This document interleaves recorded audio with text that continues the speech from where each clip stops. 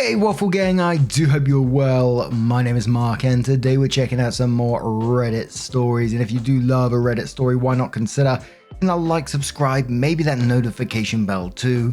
And let's crack on with today's first story. Much love guys. Now today's first story comes from a throwaway account from the relationship advice subreddit and says, my friend tried to kiss my partner for a TikTok challenge, but I'm the bad guy. One of my friends that I know ever since we were in high school, we are both 22 now, has started to take an interest in TikTok. She already has a big Instagram following, so she decided to try something new and participated in a few challenges. Our friend group was supportive of her decision, even though the opinions on TikTok as a whole vary from person to person, from liking the app through being indifferent to disliking it with a passion. Well, now I think my friend has crossed a line that I'm not sure I can forgive. But, just like the opinions on the app are different among our friend group, some of the girls are saying that she just participated in a challenge and I should chill out. This TikTok friend decided to kiss my boyfriend on camera as a kiss my friend and see their reaction challenge. She was always pretty close to my boyfriend, which I didn't mind since she's my friend and I trust my boyfriend to not get shady with my friends. My partner told me about what she tried to do right away. He literally sprinted out of her house and called me. He didn't know then it was for a challenge, but even when he learned about it from her, because she was calling us both to clear up the misunderstanding, he wasn't happy about that and I didn't blame him. I wasn't either. We both decided that it's better to cut her out of our lives, even if for a little while to cool down. My friend group is saying that while they can understand my boyfriend, they can't understand my reaction, and that I should be grateful that my TikTok friend showed me how loyal my partner is to me through this experience. They have been making me out to be the bad guy for the past few days because I'm abandoning them and breaking girls' code for a guy. I don't know. I feel like I didn't need her to test my boyfriend first of all. Second of all, as a friend, she just shouldn't throw herself at my partner, and third of all, she shouldn't throw herself at anyone that she knows has a significant other. That's just scummy in my book, but apparently I'm in the minority with my opinion. I know my boundaries, so I guess I just turned to Reddit for some kind of confirmation. Advice on what to do, not only with my TikTok friend, but also with a whole friend group. That's 6 years of history together. Part of me doesn't want to throw it away, but I'm just so disappointed and betrayed. So your so-called friend sexually harasses your boyfriend and now they're playing it down and saying that you're breaking some kind of fucking batshit crazy girl code, and they're claiming that he's now passed some kind of loyalty test. Well, guess fucking what? They all failed it, didn't they? Holy shit, what kind of friends are they? NCK says, to echo what you've already said, she didn't do you a favor because you didn't need her to test your boyfriend's loyalty. I distance myself from any friends who try to convince you that this was all helpful or something and you should be grateful for, along with a girl who pulled this shit to begin with. A real friend wouldn't do this to you, and it's funny how they bring up testing his loyalty while she was the one actually betraying your trust, and his too. You're 1000% justified in removing this person from your life. You're not the bad guy here. She put internet clout before your friendship. Wilder Chai says, in quotes, breaking girls' code for a guy, and says if anything, she hurled a sledgehammer through girl code by attempting to kiss your boyfriend. What she did was messed up, regardless of any so-called challenge. Your friend group is a bunch of clowns. You and your boyfriend were 100% in the right in distancing yourself from this woman. Lobster Boy says, sorry judge, I murdered that man, I was doing a TikTok challenge, and says it doesn't give you an excuse to do a shitty thing. Your friends are being shitty people. It's not an okay thing to do. Not only is it betrayal of your trust, but it's not a nice thing to do to someone. Your boyfriend wasn't happy with it. She should have apologized to him as well. And one more comment from Reddit question says, just shows you are the odd duckling out in your group of friends, and it is not something to be ashamed of. Your TikTok friend went out of line for attention, willing to damage your relationship for a like fix. Your friend sees no problem with her behavior, especially the testing of your boyfriend and of your judgment. It's not like they were testing someone they caught cheating and showing you a video of it. If I was boyfriend, I'll be pissed at this testing behavior and to violate my personal space for cheap likes. You will lose your friends, but seriously, are they really friends? So then OP comes in with her update and says, first of all, I want to say that I'm really thankful for all the comments I received under my previous post. I was kind of scared of the reaction I would get from Reddit, thinking most people would agree with my friends on this matter. I guess they really got to my head a little, as the only support that I've had aside from my boyfriend. I've read through all the comments and messages I've gotten, which helped me a lot with understanding what I need to do. Before dropping the news to my former friend group about me wanting to go no contact with them, I decided to talk with my boyfriend once again. A lot of you pointed out, rightfully, that my TikTok ex-friend literally assaulted them. I told my partner about my decision of cutting off the TikTok friend and anyone that's defending her, and assured him that I will stand by him when he decides what he personally wanted to do with her. I showed him the post I've made because I wasn't sure if he even realized he was a victim of a sexual assault, since my country is still stuck in this backward thinking that men can't be taken advantage of. My partner told me that he needs some time to think about the steps he would like to take against my ex-friend, but first of all, he wants to make sure that she's not going to post a video that she took of them on her TikTok. Now, to the fun part. I told my former friend group that I decided to no longer keep in touch with TikTok friend and anyone that's on her side. I also added that my boyfriend doesn't consent to releasing the TikTok she has taken with him. The TikTok friend quickly responded that him not giving her consent doesn't matter, since it's a video not taken for commercial purposes. Other friends chimed in that she doesn't need your toy's consent to post a video of hers. We started to argue, with me saying that this is illegal and them saying that nobody cares. So now, aside from updating you all on what has happened since last time, I'm asking for a final advice, I guess. Not only for myself, but on my boyfriend's behalf. He already told me that if she does post a TikTok, he will deal with her, even if it means taking her to court over it, which I completely support. But our question is, would it be very petty if we will post my original story at our social media accounts while tagging my ex-friends? We do realize it's pretty childish, but at this point we're thinking about taking our own little revenge on them, since consent has no importance to them apparently. Would it be worth it though? Firefly quotes that and replies saying, I would advise against it. Just keep an eye on her TikTok, and if she posts a video, go to TikTok directly and ask for it to be taken down. Opie says, yeah, I guess our emotions are still running high. Thank you. Icy Goose says, oof, this is a tough one. First of all, props to you and your partner for being brave enough to cut them off and discuss what happened. I wouldn't personally recommend posting on social media, especially if you explicitly name them. Mainly due to you and your partner considering taking legal action if they post the video. It could have ramifications on you guys. I would gather all the evidence of what happened, get a solid timeline in order, and keep supporting your partner. Good luck to both of you. Also, there's lots of resources online for men who are victims of assault if he needs assistance. Opie says you're probably right about the possible repercussions. Thank you. But now, I'm going to turn this one to you guys. What do you guys make of this situation? Let us know your thoughts down in the comments below. Let's move on to another story. Now, our next story comes from a throwaway account from the Am I the Arsehole subreddit and says, Am I the arsehole for refusing to go on holiday with my ex-husband and saying no to remarrying him? I, 37 female, need some perspective on a situation with my ex-husband, who I'll call John, 40 male. We were married for a good number of years and have 2 kids, now close to being teenagers. Up until the last year of our marriage, things were going great. Had a successful business that kept me busy, and it seemed like we were a strong team. But then things changed dramatically. John started to crumble under the pressure and ended up having an emotional affair. To make matters worse, he proposed that we open up our marriage as a solution to his issues. This was completely out of the blue for me, and despite trying to make things work for the sake of our kids, we eventually divorced 3 years ago.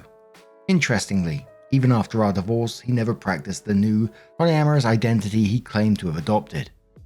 After 3 years apart, John and I reconnected. He seemed more mature, and I can admit that I still have feelings for him, but my walls are definitely up.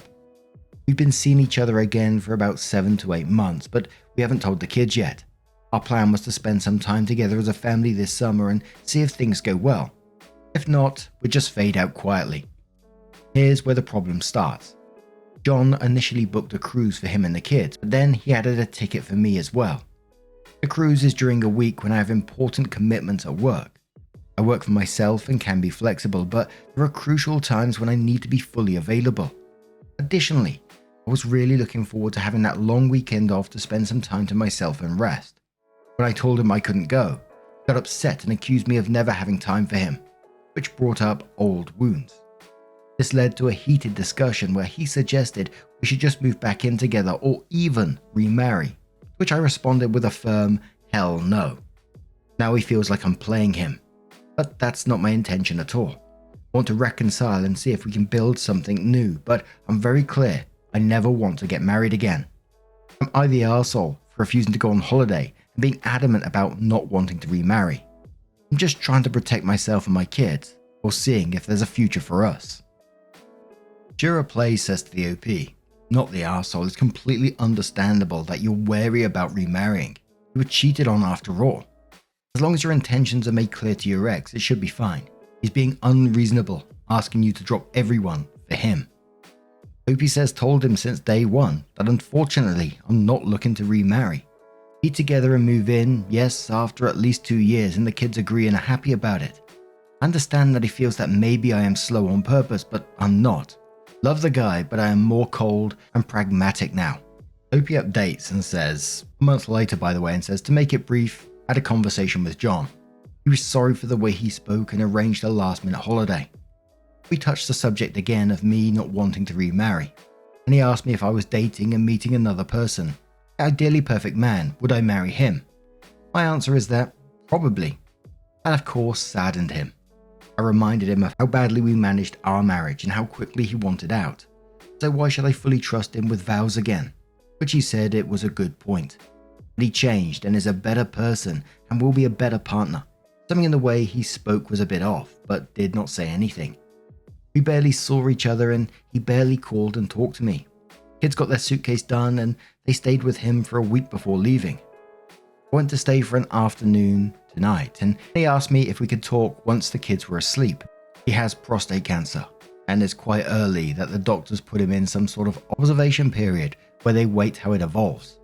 They're confident in recovering this. He said that he is worrying about the kids and me. He is terrified this will become his death sentence and he knows he is behaving poorly.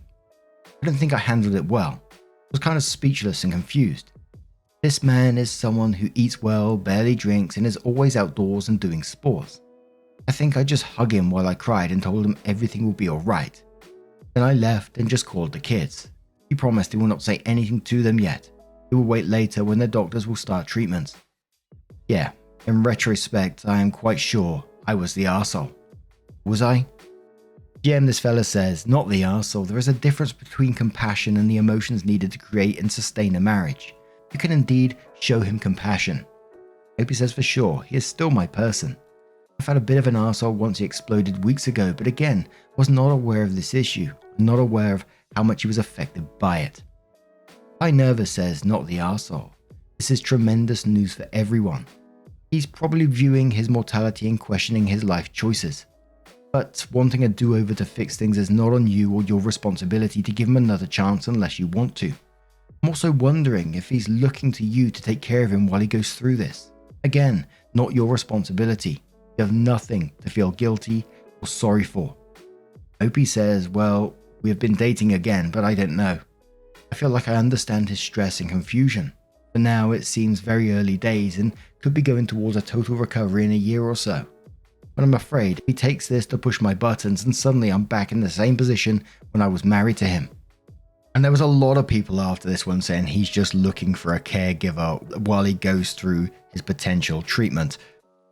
And it did have me thinking along those kind of lines as well. Don't get me wrong, I wish the guy the best. I wish him a full recovery, of course. But you can't get back with someone just because you feel guilty or because he's had a cancer diagnosis. It's not changing anything that's happened before, is it really? But now I'm going to turn this one to you guys. What do you guys make of this situation? Let us know your thoughts down in the comments below. And we're going to have one more story, which is a D&D, Dungeons and Dragons based story, by the way, from Secrets Inside, who says, am I the arsehole for hating this guy that joined our D&D campaign late? Prefacing this by saying that I'm an autistic woman. The man who joined is an autistic man. My question stems from wanting an outside opinion on if I'm valid in my dislike or if it is stemming from internal ableism towards autistic people. And if the latter is the case, I will need to have a sit down with myself and figure my shit out. I'm in a D&D group with my husband, 2 other married couples, a married man and a single man, now with the addition of another single man. In total, 6 men, 3 women. Without the additional person, we'd already had 7 sessions and have built a specific vibe for our party. And while very chaotic, it was working. My issues being, when this new guy is introduced to our characters, the specific session, the other women couldn't make it, and so I was the only one. Everyone at the table knows I'm not very good with new people and can take a few meets to warm up to them. This new man introduced his character by yelling at us to stop while we're trekking through the woods, running over to my character, grappling, or in his words, hugging her and refusing to let her go. I made an off comment about how creepy that would be that a random man would come up to a woman and grapple her in the woods and then not say anything else, but she then proceeded to reiterate that he was hugging her multiple times, which I then said that hugging makes it even creepier. I was uncomfortable and DM could tell how weird it was making me feel, since we've been friends for a long time, and so told me to do whatever would be your character's natural response in this situation. He reiterated that statement when I said I don't know if I wanted to do that because that would definitely not go well for this new character. DM made it clear this new character was to be a party member, so I swung at him. I rolled low so didn't actually hit, but the other men in the party were feeling protective and decided to escalate it. This new character was beaten to within an inch of his life. While the combat was going on, about 20 minutes, this character turned out to be a barbarian, so was super beefy. Everyone was giving the player tips on how to de-escalate the situation. Tips like let her go or surrender, just say you were sorry, explain that you were friendly and didn't mean to start a fight. Just a bit of side info, this guy knew everyone but me. All the guys work together and know him, and I would say we are very friendly and patient people, and we're doing this in a very calm way. Eventually he surrendered and we went on with the session, but the entire night I just felt gross and creeped out. He made sure to say at every chance there was to speak throughout the real world night that his character was crying in a bush, even when combat was happening. It's making me not want to go to the next session because he will be there. I can't tell if the reason for that is because of the situation or some unconscious bias about other autistic people that I need to locate in my mind and address. Or maybe it's even a bit of both. I asked my husband what he thought and he agreed that it was super creepy and he didn't feel comfortable having this guy around me or my character, and was so feeling a bit protective both of his character and himself. He said he'd support me whatever my decision is, so no issues there. I just wanted a few other opinions before deciding how I feel about it all. Please help. Am I overreacting?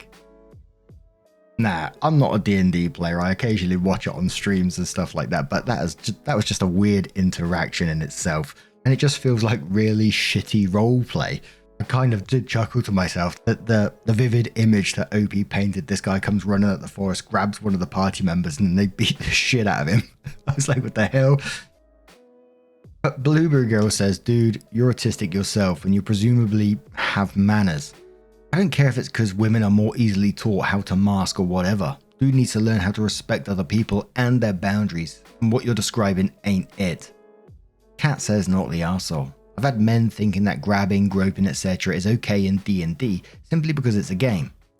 I've had to issue threats of in-game castration and told the DM in no uncertain terms that I refused to play with people who thought that was okay. The DM tried to sweep it under the rug, but then again said DM turned out to be a neo-Nazi shithead as well, so I quit the table entirely.